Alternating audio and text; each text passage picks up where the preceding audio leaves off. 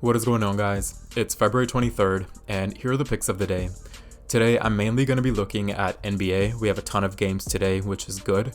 And the strategy that I'm going to use is reverse line movement. Before I get started, I want to look at the picks that we made yesterday. So we had 8 picks with reverse line movement, and 5 of them won, and then 3 of them lost. And so this is just a sample, betting size that I put $1,000.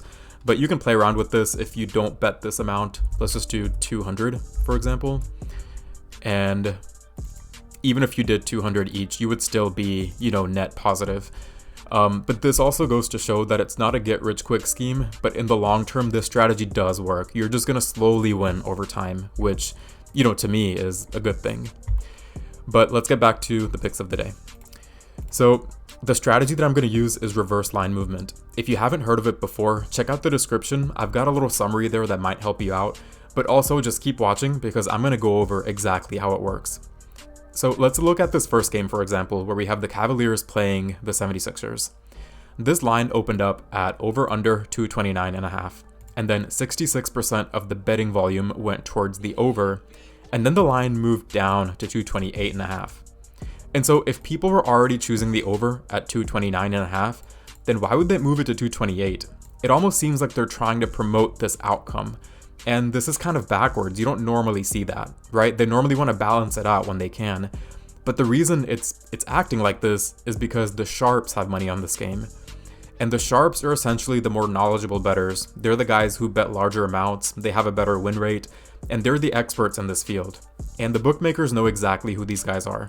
They know who has a good win rate percentage, and they look at these people's picks to find perceived value. And the bookmakers value their picks over the public picks because, the sharps have more knowledge, more expertise, or whatever it is. And so reverse line movement like this happens when there's a difference of opinion between the public bettors and then the sharp bettors. And what the bookmakers trying to do is essentially they want to sway the public onto the side that they think is going to lose. And so, if the over does end up losing, then they don't have to pay out 66% of bettors.